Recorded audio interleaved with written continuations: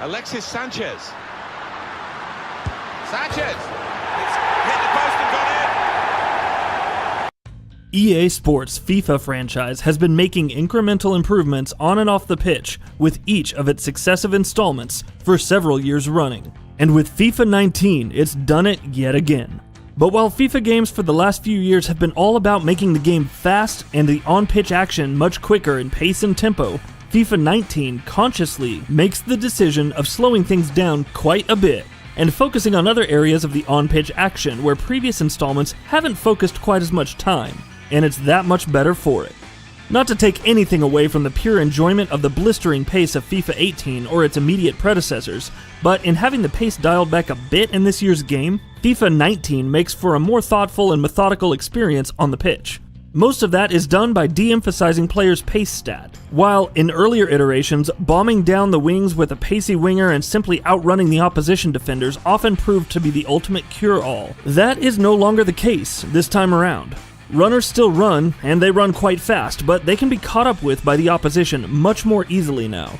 This means that playing through the midfield and building an attack by passing into space and playing clever chips or through balls is much more important than it has been in years. Not only does it make for a more realistic and authentic experience, but it also simply demands more attention from you as a player. Not just because you need to build proper passing moves and steadily build up to goals, but also because doing that isn't quite as easy as it used to be.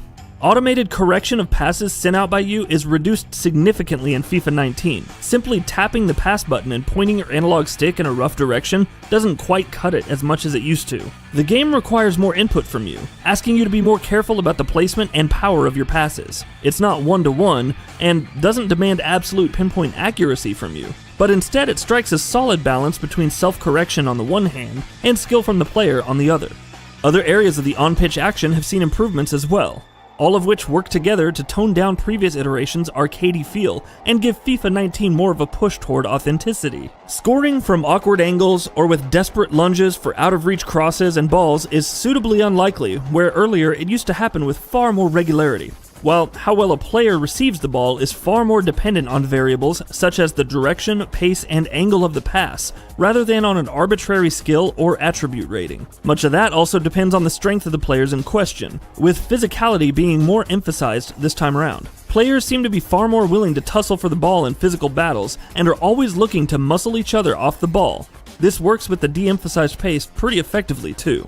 Passes go wayward, shots can be inaccurate, and first touches are messed up, all with far more accuracy, introducing unpredictable moments of failure that are down to variables that mostly make sense. Goalkeepers also behave more realistically, sometimes reaching out with lunging dives to save shots with their fingertips. But in this area, FIFA 19 is still a bit inconsistent. At times, goalkeepers might stand simply still and let a shot fly right past their head, while at other times they might end up making saves that they had no right to make. Still, compared to what we've seen in some of the more recent FIFA titles, that inconsistency is far less glaringly apparent. Timed finishing is also a new element that's been thrown into the mix this year, which essentially lets you press the shot button a second time right before your player makes contact with the ball for a shot. Time it right and the shots become much more powerful. Get it wrong and the results are disastrous. Ultimately, it doesn't prove to be worth the effort though, because the risk seems too high, and regular shooting still seems to work just fine. Presentation has always been FIFA's strong suit, delivering the kind of loud and buzzing atmosphere with simulated games that you'd usually expect from real-life matchday fixtures,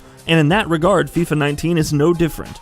Stadiums and players look just as amazing and lifelike as they always have, though players still all have that cold, dead look in their eyes. Stadiums in particular sport looks and atmospheres that are recreated very faithfully, and the likes of Old Trafford, Anfield, Allianz Arena, and Parc des Princes, to name just a few of the big boys, and to say nothing of all the rest. Each come with chants, banners, and colors that are extremely reminiscent of their real-life counterparts.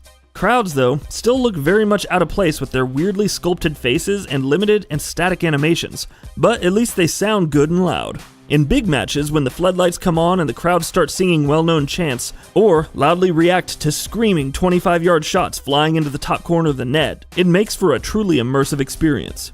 Sadly, FIFA 19's frame rate struggles to keep up with its solid presentation and visuals. Frame rate drops are frequent and they're quite noticeable too. Significant frame rate drops would be a grievance in any game, but in a game that is as reaction-based as FIFA, or any other sports simulation title for that matter, it becomes even more of an issue. The game also has a few bugs here and there, and while most of them are the minor kind that fans of the series would be used to by now, such as clipped and sudden animations here and there, especially when it comes to the managers on the touchlines, one in particular caused my game to freeze completely on 2 occasions, both times in career mode, forcing me to restart the game both times. Overall then, on the pitch, FIFA 19 is a marked upgrade. It's a more realistic and immersive experience demanding more involvement, thought, and input from the player. But while the on-pitch side of the game has benefited from obvious improvements, off the pitch those improvements are harder to find, which is quite surprising for a FIFA game. The obvious additions have to be mentioned first and foremost, of course. The UEFA license has crossed over from Konami's Pro Evolution Soccer games to greener pastures over at EA Sports, and FIFA 19 does this behemoth of a license the justice it deserves. Champions League matches seem like proper events, with all the pomp and panache you'd expect from the competition to go along with them. And the new commentary team assigned to all UEFA games, comprising of Derek Ray and Lee Dixon, also does great work. Beyond the marquee signing of the European license, however, FIFA 19 doesn't make too many headline additions. Career mode, disappointingly enough, remains virtually unchanged. It's the one area where EA Sports' annual franchise has been lacking for several years running now, in spite of the fact that so many people pour dozens upon dozens of hours into the mode. After a few steps in the right direction over the last couple of years, many would have hoped that EA Sports would continue improving career mode further still. But at least for now, they seem to have plateaued. The other major pillar of FIFA in terms of modes, the Journey, returns as well, with Alex Hunter and company taking their final bow to wrap up their story. And it's pretty much what you'd expect after the last few years. In terms of writing, and what it shows and where the story takes you, its love and devotion for the sport is clear for all to see. Things such as good acting performances and genuinely interesting and often dramatic turns in the story continue to be the Journey's strengths. But by that same token, other things, such as inconsistent pacing and off-field narrative choices that don't really make much of a difference at all, are still its weaknesses. If you enjoyed the Journey in FIFA 17 and FIFA 18, you'll like the final chapter in Alex Hunter's story, just don't expect it to blow your socks off. The one area where FIFA 19 does make notable improvements is in its kickoff mode. While earlier it amounted to little more than cut-and-dry exhibition matches, things have been spiced up quite a bit this year. Not only can you play in Champions League or Europa League matches of any stage as one-off games as part of kickoff, or even play a best-of series of games, the addition of the new house rules also ensures that you can make things a bit more wacky in regular matches if you choose to do so. Thanks to house rules, one variant of kickoff, called Survival, makes it so that every time a team scores a goal, they randomly have a player sent off, while no rules matches let you play an entire game of football without having to worry about offsides, fouls, or anything else FIFA considers illegal. Then there's a variant that only counts goals that are scored from headers and volleys, yet another kind that only counts goals that are scored from outside the box, and a final one that allows you to set first 2 rules. For example, the first to X number of goals wins. Each variant is unique and an absolute blast, and brings completely different styles and elements of play to the forefront.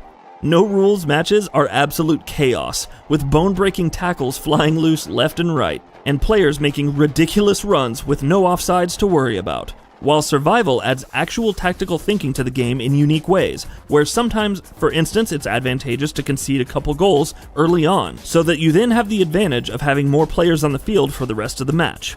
House Rules adds a much-needed variety to kickoff games and prove to be perfect pick-up-and-play experiences for when you're not looking to jump into FIFA 19's meatier and more time-consuming modes. The fact that the duo of Martin Tyler and Alan Smith has also recorded lines of commentary specific to each of these kinds of matches is an added bonus, with plenty of hilariously analytical and serious remarks coming from them about things that are completely outlandish in the world of professional football. The one disappointment that needs to be mentioned is that these matches can only be played offline.